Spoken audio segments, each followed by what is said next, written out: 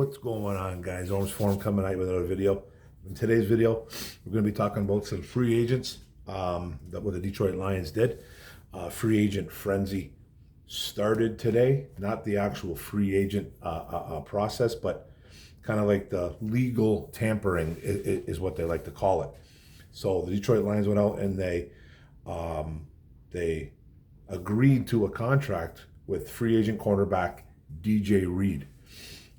Formerly playing with the New York Jets. He was a San Francisco 49er and also a Seattle Seahawk. We'll talk about that too. They agree to a three-year deal, $48 million and $32 million of that guaranteed. Now, not signed yet, but will probably be signed by Wednesday. That's when it officially starts a free agency. But now they've agreed to a contract. Now, they can back out of this. The Lions can back out. I guess DJ Reed himself can back out if something comes along. You haven't really heard too much about that happening. I'm sure it has. I know I got into an argument today with a guy, man, telling me that free agency hasn't officially started. I'm like, well, it has, but I get it. You got to sign by Wednesday. That's the actual when it's all said and done and the ink is dried and all that stuff. But it has started today. It's free agent frenzy. They're just agreeing to terms. So, but officially on Wednesday, when they put that pen to paper and get it all done. So the Lions made a move. They're in free agent frenzy and will sign versatile cornerback DJ Reed. After losing cornerback Carlton Davis to the Patriots, he signed a 3-year deal for $60 million. Holmes goes out and after his replacement and gets a good corner. Now, I'll tell you my first thoughts about this move right away. Personally, I don't think Carlton Davis was worth $20 million per season. I know he was at 3 for 60 with the Patriots. The Patriots had gobs of money, by the way, in free agency, and they went out and they made a lot of moves and paid for a lot of guys. They're trying to get back on track, trying to get back those glory days, the Patriots. Got a new coach over there, all that stuff. So, they went after a guy and they paid him a little extra money. And I'm not bashing Carlton Davis here. This isn't a well, I never wanted him. I wanted Carlton Davis back. I did. But not at $20 million per season for a guy that is going to miss 4 or 5 games a season. And that's what he did his first year in Detroit. We traded for him. I believe we get a comp pick for him too, for leaving. But I think it has to do if we lose a lot of free agents and stuff like that as well, which I don't know how many free agents we have, but I'm hearing that we might get a 4th round pick for him. Don't quote a 4th round pick back in a comp pick, but don't quote me on that, but I'll try to look into that a little bit more. But that's what I'm reading. I don't really know though. We'll see about that. But Carlton Davis is a good corner. He's a good corner. Patriots are getting a good corner. I'm not paying him $20 million per season though, and we got DJ Reed, a little bit less price, around $16+ million a season. I think he's a good corner, DJ Reed. I'm not jumping for joy. I'm not sitting there going, man, we fleeced anybody out there, because there were some corners in this market that were getting big money. I think the 3 guys that got big money: Carlton Davis, Paul Adebo, whatever his name. There was another one too. There was 3 guys that got some money. J.C. Horn got paid a lot of money, but he's probably the best out there. He got paid large money from the Carolina Panthers. There was another guy too, and Brad Holmes got DJ Reed, who was arguably the best cornerback on the market. I think he was either about 1 or 2. Like I said, J.C. Horn, I think, is a better corner. I think they might have extended J.C. Horn. I don't think he was a free agent, to be real with you, but I could be wrong there. I'm pretty sure that Reed was a free agent, so he was considered one of the better free agents in this class, especially at the cornerback position. But there's things about him that we're going to talk about. He's 5'9", he's 190 pounds, he's 28 years old, just as old as Carlton Davis, by the way. A lot of Lions fans out there saying that he's actually younger. He's actually a month older, but they're 28. He's 28 years old, DJ Reed. He went to college at 3 different places. Fresno State is where he started, Fresno State Bulldog. Then he transferred over to Cerritos Falcons in college. That was a college. Cerritos College Falcons is their name. That's in L.A., California. And then he transferred over to college, Kansas State. He was a Kansas State Wildcat for a couple seasons. He was at Fresno State for one, Cerritos College, I believe it was for 1 or 2 years, and then a couple years at Kansas State Wildcat. I think it was 2 seasons. So, at what's it called? At Cerritos College, the Falcons, he had 42 tackles, 2 interceptions, and he had a touchdown return on a pick six. Didn't really get his Fresno State Bulldogs stats because he never played. That's why he transferred over to Cerritos College. And then he went to Kansas State and played for the Wildcats for 2 seasons. And there he had 122 tackles, 6 tackles for loss, 25 pass deflections, 2 fumble recoveries, 3 forced fumbles, 7 interceptions, and 1 touchdown as well. And that pretty much got him drafted in the 5th round, 142nd overall by the San Francisco 49ers back in 2018. Then he went on to play for the NFL. He's been in the NFL for 7 years. He's going into his 8th year with the Detroit Lions. He's also played for the 49ers, like I said, drafted by 49ers, played for the Seahawks for 2 years, 49ers 2 years, Seahawks 2 years, Jets 3 years. So a total of 7 years, and this is his 8th season with the Detroit Lions. His NFL stats are 414 tackles, 12 tackles for loss, 2 quarterback hits, 2 sacks, 4 forced fumbles, 4 fumble recoveries, 51 pass deflects or pass breakups, 6 interceptions. Not a big playmaker, but doesn't mean he's not good. And he started 70 games. His first couple years in the NFL playing with the Niners, he was special teams. He didn't really get in on a lot of defensive snaps. Then he went over to Seattle. He started getting more snaps. He started starting there. Probably had his best season in Seattle, his best seasons in Seattle, but then he played even better in New York as a New York Jet. He hasn't missed a ton of time. He's a guy that, is not shy. He doesn't shy away from the injury report. It's no stranger to him, but he's a guy that I think is more reliable than a Carlton Davis. Carlton Davis is going to miss you like clockwork 4 or 5 games a season. Okay, where you got a guy like DJ Reed, being a smaller guy at 5'9", 190, 188, whatever he is. He has missed some time, but he averages about 13, 14 games a season. Playing more than, like missing a couple games, like 2, 3 games a year. So playing like 15 games a year, 14, 15 games a year, missing 2 to 3. So he's a little bit more reliable there, a little bit more healthy coming into the Detroit Lions. Now, he did miss 10 games in Seattle 2020, but he's no stranger to injuries, like I said. And his injuries he's had heel problems. I don't really know. I know he had a shoulder tear back in college. He did have a shoulder tear back in college, but I don't think he really had that problem going on at the NFL level. But he's had heel problems, hamstring problems. He had a foot injury a couple times. He's had groin injuries for 3 times. So that could always come back. A couple concussions, and he's had a knee problem as well. Now, we'll talk about the PFF grades. I'm not a huge PFF fan, but sometimes it kind of guides you. It helps you along the way.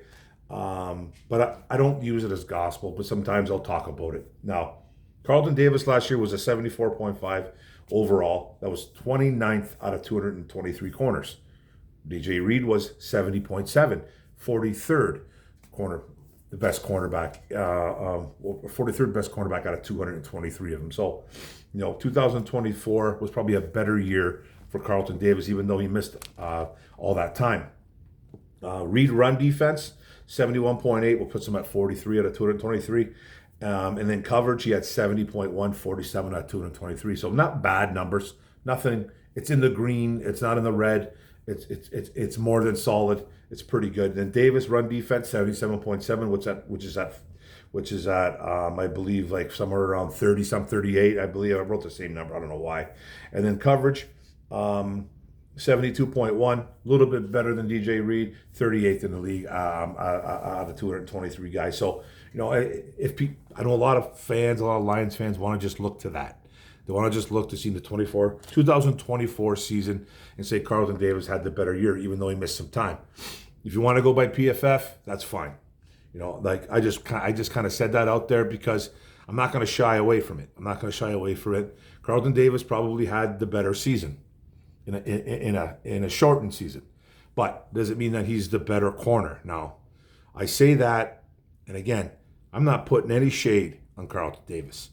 Brad Holmes was trying to get back Carlton Davis to come back on his team.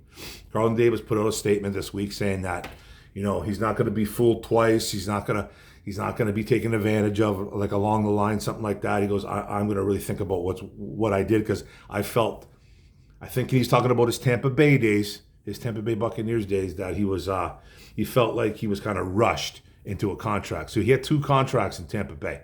He had 2. Played out his rookie, and then they re-signed him again in Tampa. Gave him like $13 million plus. And then I think he threw a little bit of shade at that organization, saying that he's not going to get fooled again. Now, I think Holmes lowballed him. I really do. I think Holmes, I think they realized what they got in him, and he was marketed at around $14-15 million. That's what Carlton Davis was marketed at. That's by Capologists. That's by sites like Over the Cap and all that stuff that kind of deal with those kind of numbers, and it's all guesswork. It's all guesswork. They kind of go by what this guy got paid, who got paid year before, year of, same position kind of stuff. So they kind of marketed. He's marketed at $14-15 million. Now, the rumor was that he wanted $17 to $19 million per season, okay? And in my opinion, I think Holmes lowballed him. They were still trying to work out some type of deal, and it never worked. That's the business. That's the nature of the business. Sometimes you don't get everybody back. This fan base thinks that everybody's going to come back, and they're all going to get all this big money, and Holmes is going to be okay with it. Holmes is the type, like, if you know anything about my channel, and if you're new, thank you for the support. Thanks for coming. If you're old, thank you for the support. And you've been a supporter of mine, a subscriber of mine since day one. I'm not a big believer in the cap. Yes, it exists. I do understand that it does exist, but it can be manipulated into so many different ways. Now, there's GMs that will follow that cap to a T. They will keep a little piggy bank. They'll keep a kitty, to the side of what they want to do. They don't want to overpay certain players. They will go strictly by the book, by their book or whatever book that they're going on, and they won't overpay. Now, there's other GMs that just don't give a shit. That just don't give a shit. And New Orleans Saints is one of those teams. I can't remember the guy's name, but he's one of those guys. Howie Roseman kind of did it for the Eagles too the last couple of years, but he keeps a kitty to the side too as well. But he pays for guys too as well. He swings big for the fences. He gives out big contracts to outside of his own players, and he's won because of it. He's been to the Super Bowl, I think, 3 times in the last 7 years, won 2 of them. Okay? And I'm not saying Holmes needs to be Howie Roseman. I'm not. But Brad Holmes is a guy that he loves the cap. He considers the cap, he doesn't like to screw around with it. Let's just say that. He doesn't like to mess around with the cap. He doesn't like to go over. He doesn't like to stay too much under. He likes to keep a kitty. I think he's always said that he loves to keep $10 to $15 million to the side in case of things that happen. But, I think sometimes that just doesn't happen. But he is a guy that goes by the cap. And he's one of those GMs. So, he's not going to overpay for a Carlton Davis. He's not going to give Carlton Davis $20 million. And I think they just couldn't come to an agreement. And they're on their way. And the Patriots, in my opinion, overpaid for a corner. Carlton Davis, who's a good one. Don't get me wrong.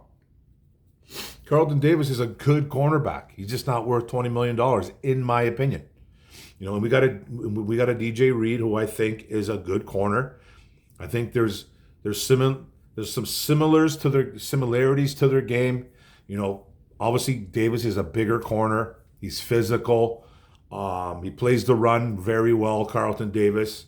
Um, Good coverage guy. I think overall through his whole NFL career, he's got like a 57% percentage coverage against, and I think DJ Reed was up around 59. So they're similar there. They're similar. It's not outstanding by any stretch. It's almost 60% on both those guys. So it's 6 out of 10 balls that guys are getting um, um, catches versus them. You know what I mean? So that's not the best kind of news you want to hear. That doesn't mean that Reed's a bad corner. It doesn't mean that Carlton Davis is a bad corner. They have their strengths and weaknesses, both of them. I think with a guy like DJ Reed that we got a smaller guy, but he's a willing tackler. He gets his nose dirty. He's not shy about taking on blocks. He doesn't play at 5'9", 190. He plays a much bigger game than what he is. He doesn't let guys get behind him much. Like I said, he plays the run. He's versatile. He can play on the outside. That's his main position. But he can play a little slot too. Davis never really did that. And he's more of a healthier corner than Carlton Davis. Just by the law of averages. If you go look at the averages on how many games they played each year, it's going to tell you that DJ Reed has played in more games. Now, Carlton Davis was he was a number one in Detroit. I don't think he was really number one in Tampa. He might have been 1 year, but they had that other kid. I forget his name. I think he was the number one guy. I think he's still there. I just can't remember his name. But Davis has more experience locking up with wide receiver ones. DJ Reed really hasn't. He did it a little bit last year when Sauce Gardner, I think, went down for 7-8 games. He got hurt. But he's been really good. Since 2022, DJ Reed has been a 7th best by PFF, in coverage grade, 84.4. So that's 7th best cornerback coverage skills out of 223 of them plus, whatever, 220 something. That's solid. That's what you want to hear. Okay? He's really good press man coverage, really good in cover one, man to man. That's what cover one really is. And he can play a little zone as well. The cover one, too, like I said, man to man, you're in a specific wide receiver. There's some things that you got to really be good at in a cover one defense. The one negative thing about him, and this is a bad one, I just kind of learned this one not too long ago, but DJ Reed, people are not going to like this. He was number 2 in penalties last year, and I think he was tied with Terrion Arnold, our rookie cornerback, with the most pass interference calls in the NFL, which is terrible because we knew what Arnold was going through. And this is DJ Reed, 7 years in, and he's still doing that. He's a handsy DB.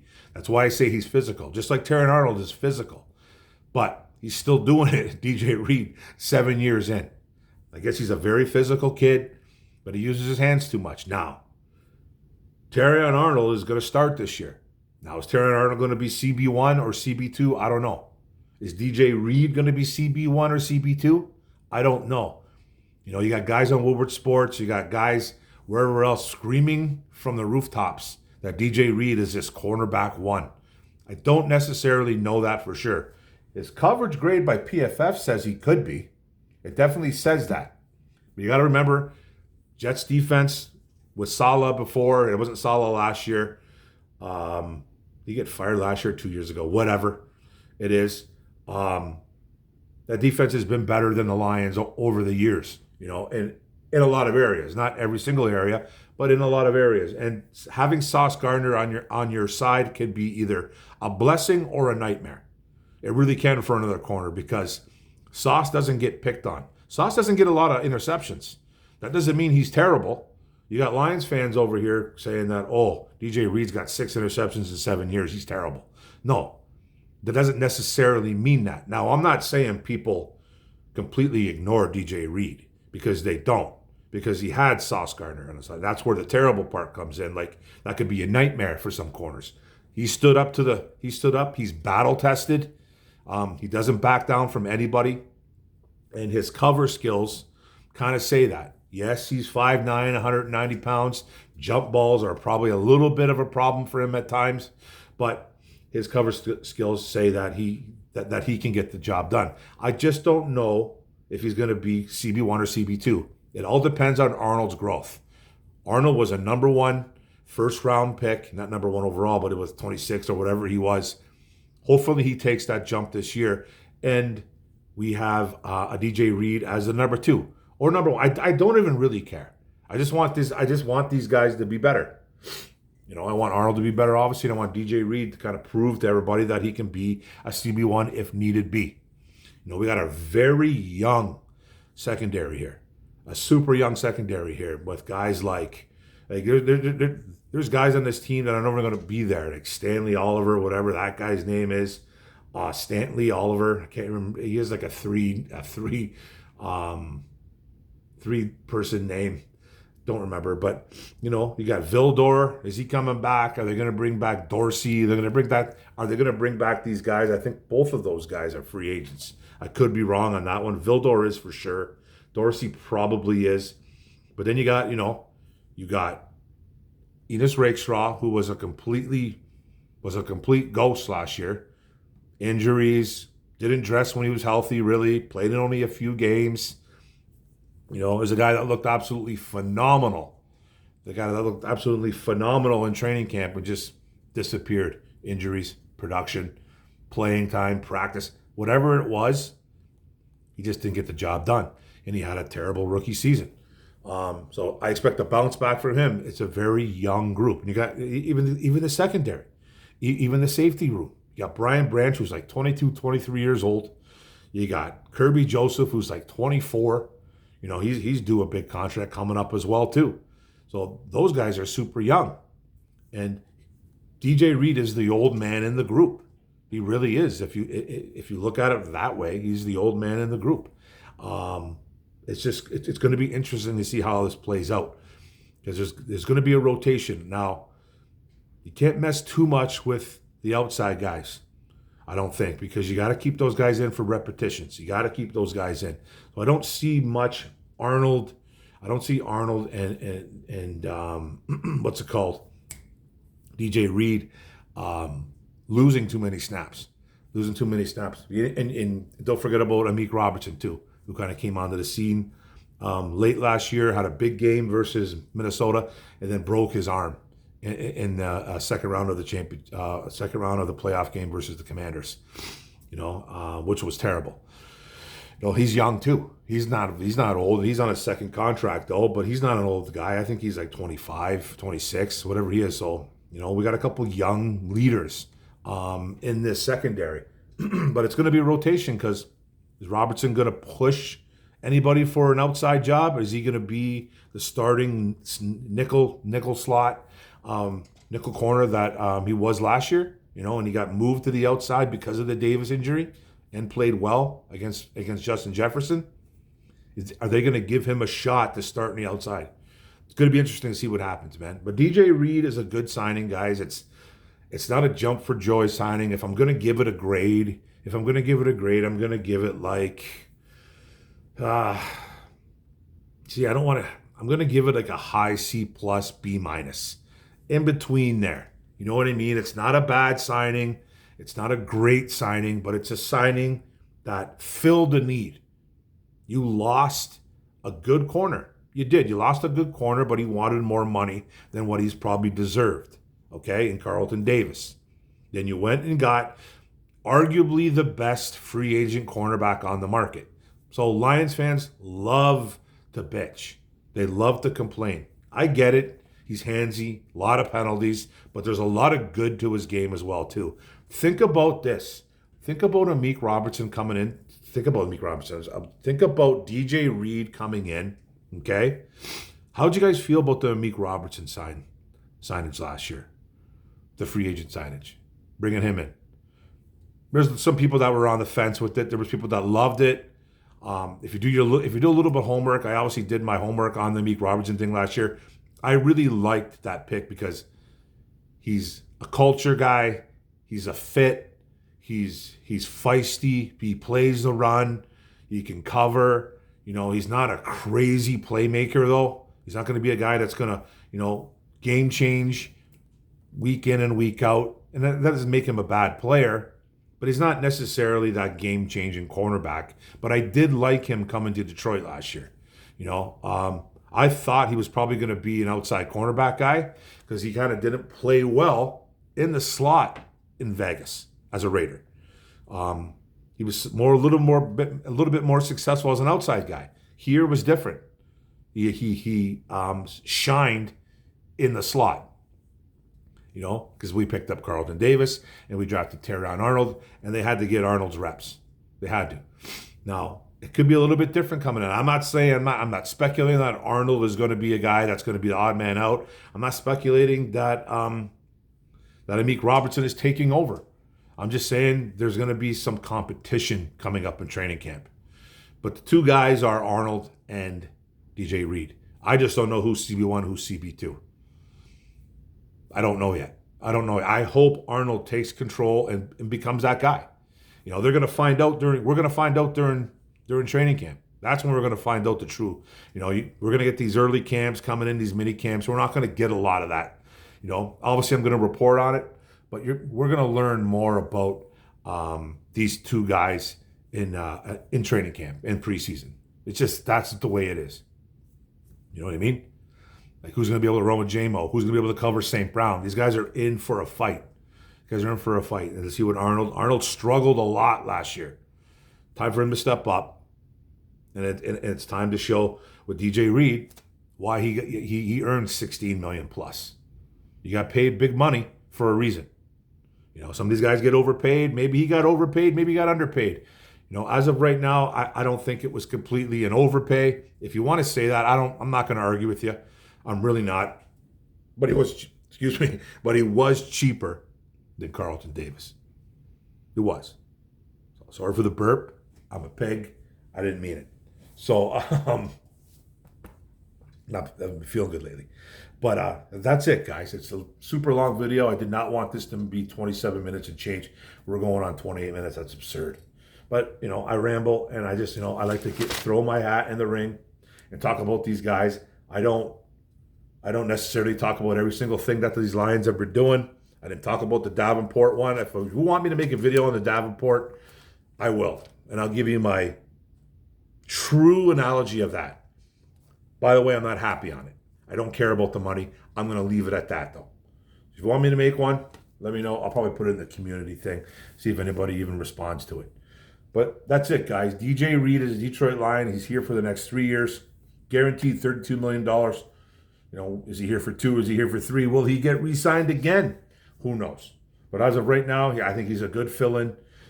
Did we get better? I don't think we got worse. If you could take that with a grain of salt, however you want to take that. I don't think we necessarily got better in the cornerback room, but we didn't get worse. I don't think we did. Some people might disagree. That's fine. We can talk about it. There's some people that do disagree already. But that's fine.